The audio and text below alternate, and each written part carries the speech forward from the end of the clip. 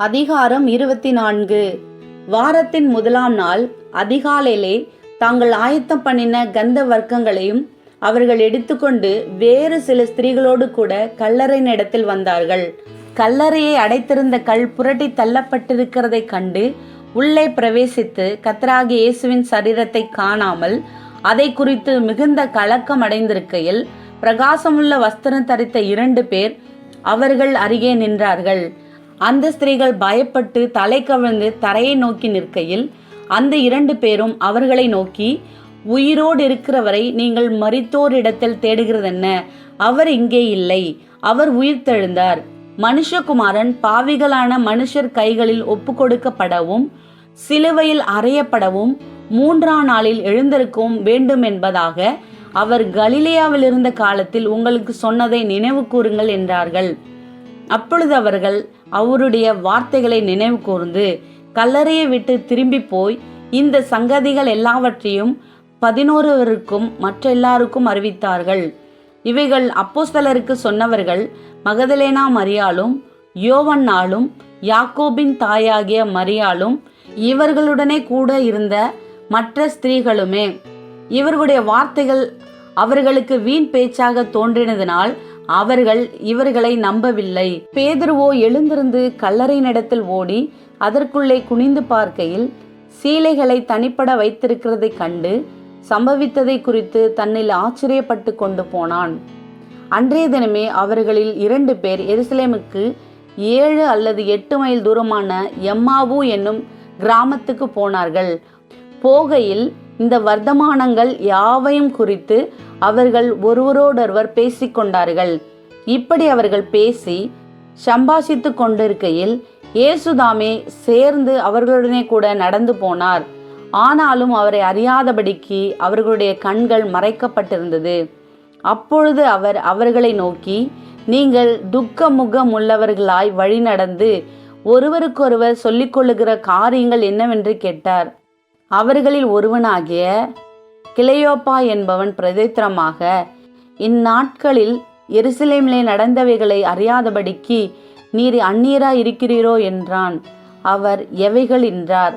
அதற்கு அவர்கள், நசரனாகிய இயேசுவை குறித்தவைகளே. அவர் தேவனுக்கு முன்பாகவும் ஜனங்கள் எல்லாருக்கும் முன்பாகவும் செய்கையிலும் வாக்கிலும் வல்லமையுள்ள தீர்க்கதரிசியாய் இருந்தார்.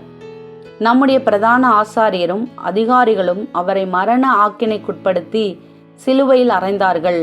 அவரை இஸ்ரவேலை மீட்டு ரட்சிப்பவர் என்று நாங்கள் நம்பியிருந்தோம். இவைகள் சம்பவித்து இன்று 3 நாளாகிறது.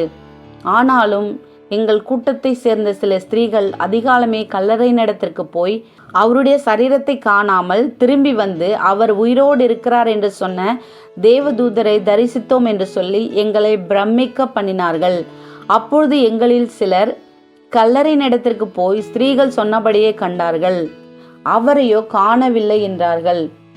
அப்பொழுது அவர் அவர்களை நோக்கி, தீர்க்கதரிசிகள் சொன்ன யாவையும் விசுவாசிக்கிறதற்கு புத்தி இல்லாத மந்த இருதயம் உள்ளவர்களே, கிறிஸ்து இவ்விதமாக பாடுபடவும் தமது மகிமையில் பிரவேசிக்கவும் வேண்டியதில்லையா என்று சொல்லி மோசேயும் முதலிய சகல தீர்க்கதரிசிகளும் எழுதின வேத வாக்கியங்கள் எல்லாவற்றிலும் தம்மை குறித்து சொல்லியவைகளை அவர்களுக்கு விவரித்து காண்பித்தார். அத்தருணத்தில் தாங்கள் போகிற கிராமத்துக்கு சமீபமானார்கள். அப்பொழுது அவர் அப்புறம் போகிறவர் போல காண்பித்தார். அவர்கள் அவரை நோக்கி, நீர் எங்களுடனே தங்கியிரும், சாயங்காலமாயிற்று, பொழுதும் போயிற்று என்று அவரை வருந்தி கேட்டுக்கொண்டார்கள். அப்பொழுது அவர் அவர்களுடனே தங்கும்படி உள்ளே போனார். அவர்களுடைய அவர் பந்தி இருக்கையில் அவர் அப்பத்தை எடுத்து ஆசீர்வதித்து அதை பிட்டு அவர்களுக்கு கொடுத்தார். அப்பொழுது அவருடைய கண்கள் திறக்கப்பட்டு அவரை அறிந்தார்கள். உடனே அவர் அவர்களுக்கு மறைந்து போனார். அப்பொழுது அவர்கள் ஒருவரை ஒருவர் நோக்கி, வழியிலே அவர் நம்முடனே பேசி வேத வாக்கியங்களை நமக்கு விளங்க காட்டின பொழுது நம்முடைய இருதயம் நமக்குள்ளே கொழுந்துவிட்டு எரியவில்லையா என்று சொல்லிக்கொண்டு அந்நேரமே எழுந்திருந்து எருசலேமுக்கு திரும்பி போய் 11 அவர்களோடு இருந்தவர்களும் கூடியிருக்க கண்டு, கர்த்தர் மெய்யாகவே உயிர்த்தெழுந்து சீமோனுக்கு தரிசனமானார் என்று அவர்கள் சொல்ல கேட்டு வழியில் நடந்தவைகளையும் அவர் அப்பத்தை பிட்கையில் தாங்கள் அவரை அறிந்து கொண்டதையும் விவரித்து சொன்னார்கள். இவைகளை குறித்து அவர்கள் பேசிக் கொண்டிருக்கையில் இயேசுதாமே அவர்கள் நடுவிலே நின்று உங்களுக்கு சமாதானம் என்றார். அவர்கள் கலங்கி பயந்து ஒரு ஆவியை காண்கிறதாக நினைத்தார்கள். அவர் அவர்களை நோக்கி, நீங்கள் ஏன் கலங்குகிறீர்கள்? உங்கள் இருதயங்களில் சந்தேகங்கள் எழும்புகிறதென்ன? நான் தான் என்று அறியும்படி என் கைகளையும் என் கால்களையும் பாருங்கள், என்னை தொட்டு பாருங்கள். நீங்கள் காண்கிறபடி எனக்கு மாம்சமும் எலும்புகளும் உண்டாயிருக்கிறது போல ஒரு ஆவிக்கு இராதே என்று சொல்லி தம்முடைய கைகளையும் கால்களையும் அவர்களுக்கு காண்பித்தார். ஆனாலும் சந்தோஷத்தினால் அவர்கள் இன்னும் விசுவாசியாமல் ஆச்சரியப்படுகையில், புசிக்கிறதற்கு ஏதாகிலும் இங்கே உண்டா என்று அவர்களிடத்தில் கேட்டார். அப்பொழுது பொரித்த மீன் கண்டத்தையும் தேன்கூட்டு துணிக்கையும் அவருக்கு கொடுத்தார்கள்.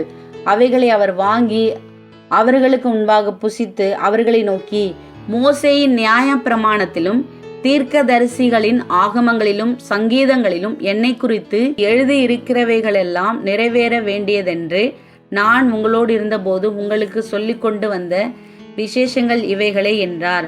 அப்பொழுது வேத வாக்கியங்களை அறிந்து கொள்ளும்படி அவர்களுடைய மனதை அவர் திறந்து அவர்களை நோக்கி, எழுதியிருக்கிறபடி கிறிஸ்து பாடுபடவும் 3ஆம் நாளில் மரித்தோரிலிருந்து எழுந்திருக்கவும் வேண்டியதாயிருந்தது. அன்றியும் மனந்திரும்புதலும் பாவ மன்னிப்பும் எருசலேம் தொடங்கி சகல தேசத்தாருக்கும் அவருடைய நாமத்தினாலே பிரசங்கிக்கப்படவும் வேண்டியது.